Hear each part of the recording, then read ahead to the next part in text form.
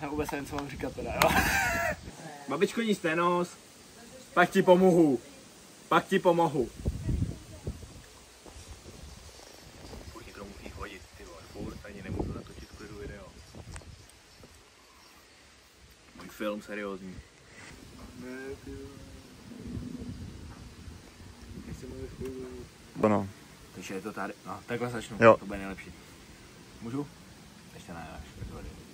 Tak jo. Teď vážně. Už tam máš 2 minuty. Dobrý. Nádhera, vole. Asi nevím, jak začít, jo. Nějaký freestyle tam hoď, ty vole. Okay. Zdravím vás, přátelé. To jsem nemyslel freestyle, vole, jakože začít repovat, ty vole. Jakože...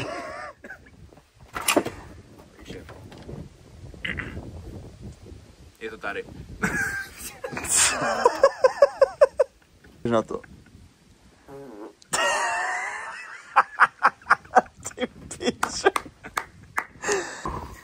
Nikdo nejde, takže. Babička, počkej.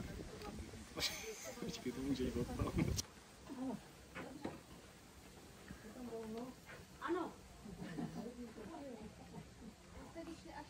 Můžeme jen tam začít. Tady, Takhle se otočíš. Je to tady. Zítra odlítám do Ameriky. Připravte se na content jako kráva. Tak jo. Tak je to tady. 68. 2025. To říkám jak do komentu do půjči. Stačí v klidu? Jo. Zítra je ten den, kdy nastane pro mě velká změna. Co tím myslím jako změna? To je otázka. Jdu do Ameriky. To nemůžu říct. Ještě ochutnávám prazdroj tady České republiky. To mi bude hodně chybět.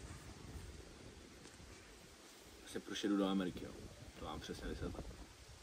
Že to byl můj sen. My dream, man.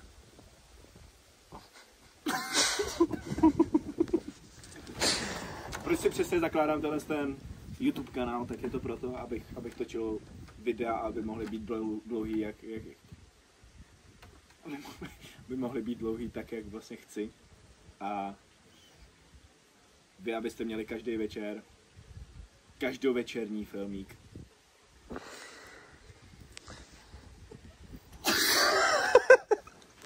Si to děláš prdel. Tak je ty vole pozdrav do svýho YouTube, ne? Čus! Ne? Mám dalšího říct. Jako, proč jdu do Ameriky? Jedu, jako z hlavního důvodu to je, že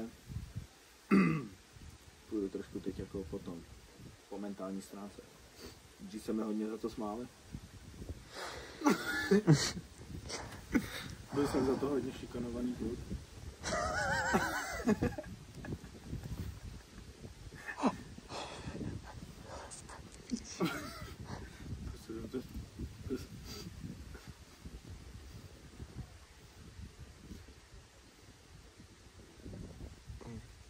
Prostě jsem se to chtěl naučit, vlastně, no.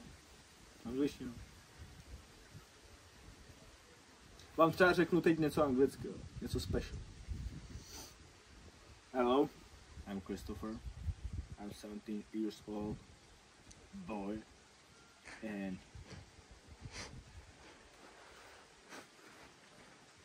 I think I have a big dick.